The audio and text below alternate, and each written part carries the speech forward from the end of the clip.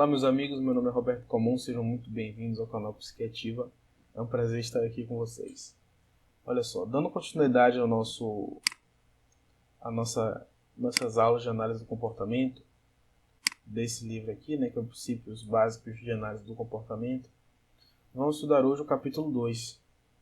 O capítulo 2 é um marco histórico para a psicologia, além obviamente da análise do comportamento inato, mas ele vai ser fundante para compreendermos muitos dos nossos comportamentos. Então você já deve ter ouvido falar do nosso Pavlov, tá? E o condicionamento, o aprendizado de novos reflexos pode ser entendido também como o condicionamento pavloviano, tá certo? Olha só, nós nascemos sem saber tudo, nós construímos o nosso saber, nós construímos a nossa, que a gente chama modernamente de subjetividade, tá certo? A construção dessa subjetividade, a gente vai poder compreender ela através da ótica da análise do comportamento, também pela inserção do condicionamento pavloviano. Ora, muitos têm medo de dentista. Então, como que esse medo de dentista foi construído? Por quais processos nós passamos para ter medo de dentista? Né? Muitas vezes é um processo que ocorre de emparelhamento. Esse processo de emparelhamento é o que nós vamos aprender um pouco mais à frente. Aí vem a dúvida, nós aprendemos novos reflexos? Mas Roberto, o reflexo não é algo inato? Aquela relação entre estímulo e resposta? O reflexo é sempre uma relação funcional e direta entre estímulo e resposta? Né? Onde nós temos um estímulo e temos uma causalidade ali na resposta. Como é que nós aprendemos isso se isso vem na carga genética? Isso é inato, né? É o comportamento inato. Como é que funciona, né? E o comportamento inato? É isso que a gente vai aprender nessa aula. Que nós aprendemos novos reflexos para fazer com que tenhamos uma maior possibilidade de sobrevivermos com o passar dos tempos. Tá? Então, o comportamento inato ele tem uma limitação na aptidão. Imagine só que você está andando pela floresta e se depara com a frutinha vermelha. Essa frutinha vermelha, de forma inata, você já sabe que essa fruta é venenosa. Você já não come essa fruta, por já carregar um processo de perceptivo que essa fruta lhe fará mal. Mas o ambiente em nossa volta muda constantemente.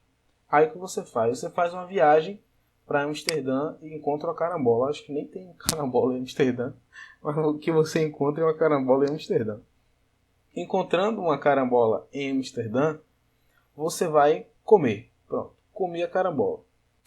Comi a carambola e aí comecei a sentir os efeitos da mesma coisa que se eu tivesse ingerido essa fruta. Deve ser um mirtilo, não sei nem o nome dessa fruta. Não sei, mas não importa. O que importa é o seguinte. Então eu ingeri a carambola, comi aqui essa carambola bonita, e tive a mesma resposta que teria se houvesse ingerido essa fruta. O que vai acontecer? Com essa relação entre estímulo e a resposta, eu vou aprender, ou seja, eu vou ser condicionado, irá existir um condicionamento e provavelmente somente ao ver essa carambola eu já me afaste.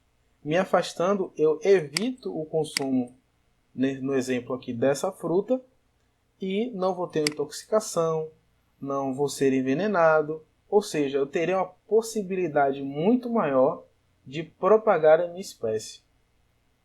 Então, a capacidade de obter novos reflexos melhora a aptidão. E o condicionamento pavloviano vai explicar realmente isso. Como que nós aprendemos novos reflexos?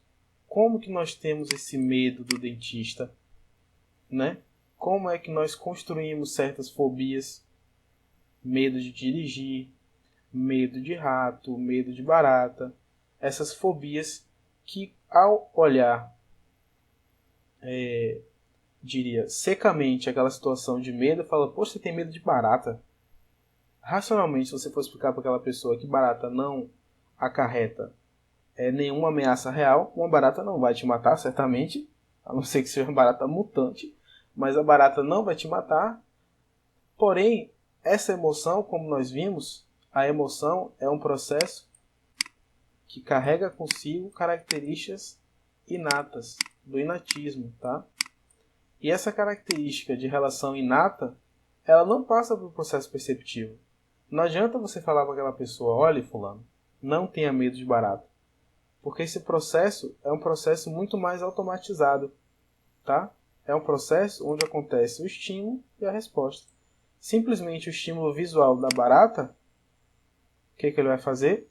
Ele vai eliciar uma resposta. É o mesmo sentido do suco de limão. Se você apresentar gotas do sumo de limão na boca de um sujeito, não adianta explicar para ele que não salive, por exemplo. Ele certamente irá salivar. Tá? É só a gente analisar aqui a setinha, ó, de causalidade. Beleza? Então o condicionamento vai estudar realmente isso. Como se adquire novos reflexos. Então vamos aí fazer uma pequena viagem histórica de como descobriu-se o reflexo aprendido, ou condicionamento pavloviano. Esse aqui é o nosso amigo Ivan Petrovich Pavlov, nascido em 1849, como diz um amigo meu, morrido em 1936. Pavlov ele ganhou um prêmio Nobel da medicina, e não se sabe ainda se no caso seria medicina ou fisiologia, por pesquisar a digestão, né, o processo fisiológico da digestão. E foi realmente nesse processo de percepção da digestão de animais, e correlacionando aí com o saber biológico humano, que Pavlov, sem querer, descobriu o reflexo aprendido. Tá? Então, o que é que ele vai perceber? Pavlov, então, percebeu que estímulos, isso aqui a gente vai aprender mais para frente, tá? As terminologias da análise do comportamento são importantíssimas, porque além de caracterizar como uma ciência freudiana, ou seja, uma ciência moderna, onde utilizam-se de uma análise funcional e das ciências naturais, ele vai dar uma maior clareza para que possamos analisar fatos, tá? Com a maior facilidade, uma maior, como eu diria, uma possibilidade de conseguir novas perspectivas, tá? Então Pavlov percebeu que estímulos, ele chamou de S, que, olha só, não eliciavam respostas, ou seja, estímulo, por exemplo, o barulho do caminhar, eu vou chamar aqui de barulho do caminhar dele, indo para o laboratório dele, fazer esse experimento de digestão do animal. Ele não eliciava a resposta de salivar do cachorro. Então, esse caminhar dele não eliciava a resposta de salivar do cachorro. Tá? Então aqui é uma figura de ilustração, eu tirei do próprio livro, onde temos o cachorro, né, de Pavlov, conhecido como o dog de Pavlov. E esse cachorro de Pavlov, o que é que ele fez? Pavlov inseriu uma cístula, se não me engano o nome disso aqui, posso estar errado, uma espécie de tubo de ensaio, fez uma fissurazinha na gengiva do cão e colocou aí um lugar para ele conseguir acumular a quantidade de saliva do cachorro. Então, quando o cachorro via a saliva, via saliva. Quando o cachorro via a comida, ele já começava a salivar. Quando ele comia, ele salivava ainda mais. Então, ele queria, na verdade, verificar a quantidade de saliva do cachorro em relação à quantidade de comida, tipo de comida. Ele não estava nem um pouco atento a essa análise de condicionamento, de reflexo aprendido. O cachorro aprendia novos reflexos, tá? A eliciar respostas com estímulos que antes não eliciavam. Então Pavlov descobriu aí sem querer, tá certo? O que aconteceu? Pavlov, certo dia, ele foi ao laboratório e colocou a canaleta. Colocou a canaletazinha lá, o tubinho de saia no cachorro, andou. Ao andar, ele percebeu que o barulho do seu caminhar, tanto dele quanto do assistente, já eliciava a resposta de salivar. Ora, o que faz o cachorro salivar é a presença do alimento e não o caminhar, o som, né? O estímulo auditivo, o estímulo sonoro, melhor diria, o estímulo sonoro nesse sentido. Então ele percebeu, tem algo diferente aí, tá certo? E agora, olha o que aconteceu aqui, ó. Nesse diagrama vai ficar bem claro, tá? Essa figura 2.3 lá do livro. E o que é que nós tínhamos? Antes do condicionamento, nós tínhamos um estímulo neutro, que é o NS. Nós vamos aprender mais para frente certinho o que é cada terminologia dessa, o S, CS, porque é estímulo neutro e está escrito NS, não seria a sigla correta. A gente vai entender que, na verdade, NS é estímulos neutro, ou seja, do inglês. Tá? Então, todas as palavras aqui derivam do inglês. E o que acontecia? Antes do condicionamento, nós, se estimulássemos com o som, não existiria a salivação. Aí, o cachorro não está salivando aqui. Ele não salivou. Agora, durante o condicionamento, o que é que se faz? Apresenta-se o som, ou seja, o que era neutro, tá vendo? O estímulo neutro, com o estímulo incondicionado da comida, e aí ele saliva. Porque na presença de comida, o cachorro, vou utilizar aqui o termo automaticamente, saliva. E depois do condicionamento, olha que bacana que acontece. Depois do condicionamento, o estímulo que era neutro, lembra aqui em cima, o estímulo era neutro, agora ele passa a ser o quê? Condicionado. É importante de lembrar, galera, que condicionamento deriva de condição. Ou seja, acontece na presença de, depende de. Essa análise das palavras em psicologia nos dá uma forma de compreender muito assertiva. Certo? Então, o condicionamento ele vai dar a noção de, funciona a partir de, depende de. Sendo assim, o som, o condicionamento aqui da sineta de Pavlov, ele eliciou a resposta de salivar. O cachorro salivou na presença do som. Que bacana, né? Porque antes, a comida, ele salivava.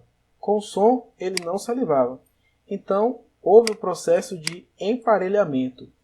Logo, o cão aprendeu um novo reflexo, a salivar ao ouvir o som da sineta. Aí a gente para refletir. Qual seria a vantagem? Qual seria essa vantagem de salivar a ouvir o som da sineta? É o que eu falei logo no início. Imagine só, o processo de salivação ele serve para preparar o nosso organismo para receber o alimento. Então ele altera o pH da boca, ele altera toda essa microbiologia nossa aqui da boca e vai fazer com que o alimento ao ser recebido, nosso organismo esteja preparado para isso.